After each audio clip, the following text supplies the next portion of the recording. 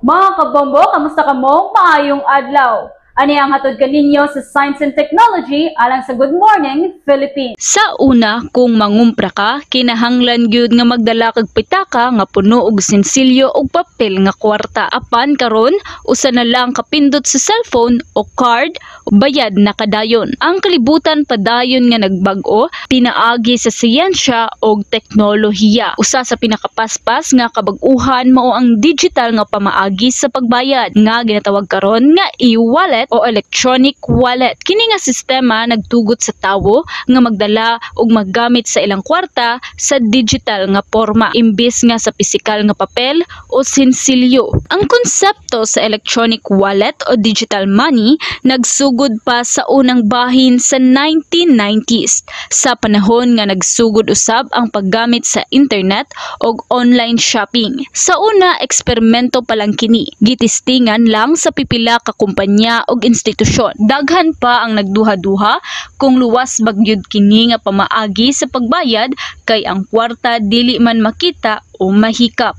Apan sa paglabay sa panahon ug sa pag-uso sa teknolohiya, misalig na ang mga tawo sa digital nga pamaagi. Ang mga sayentista ug teknolohista nakahimo og sistema nga gigamit ang computer encryption ug security codes aron mapanalipdan ang impormasyon ug transaksyon. Kini nga proseso mao'y nagpasalig nga bisan walay pisikal nga kwarta, luwas ug tinuod gihapon ang imong digital balance. Ang unang mga porma sa e-wallet gigamit lamang sa dagkong kumpanya ug bangko. Apan pagkahuman sa mga katuigan, gipadayon kini nga pag-uswag hangtod na himong accessible sa tanan, gikan sa estudyante hangtod sa trabahante og negosyante.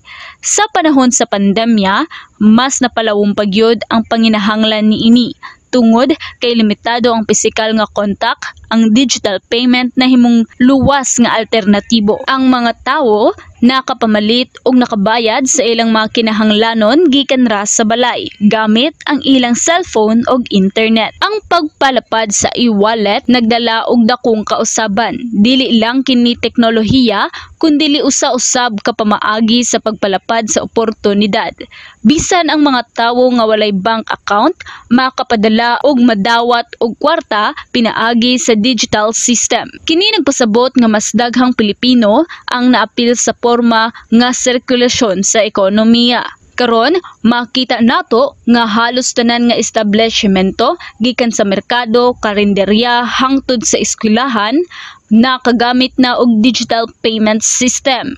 Ang uban gani nagdawat na lang og bayad pinaagi sa QR code o mobile scan. Para sa mga estudyante, kini nakatabang aron mapasayon ang pagbayad sa tuition, school fees o projects. Para sa mga ginikanan og trabahante, dili na kinahanglan mo linya sa bangko aron mag-transact. Ug para sa mga negosyante, mas dali masubay ang kita o gastos. Ang e-wallet usab usa ka solusyon sa kaluwasan. Kung mawala ang imong cellphone o card, pwede gihapon nimo ma-recover ang imong account pinaagi sa verification. Dili pareha sa kwarta nga papel nga once mawala gyud hangtod sa hangtod. Sa siyensya, ang prinsipyo niini nagamit sa data encryption, server synchronization o digital authentication. Mao mga proseso nga nagsiguro nga walay makasulod o makakopya sa imong transaksyon. Mo nga bisan invisible ang imong kwarta, visible gihapon ang proteksyon nga gihatag sa teknolohiya.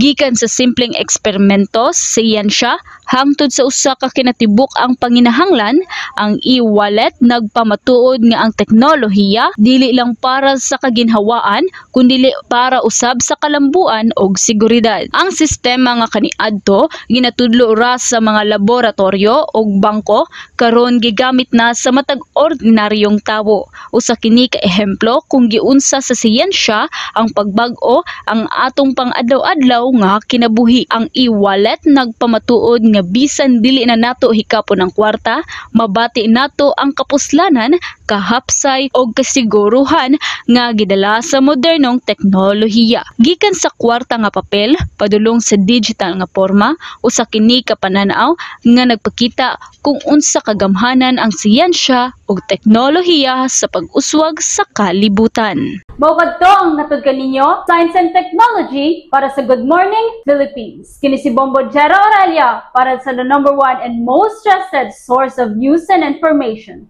Basta Radio, Bombo!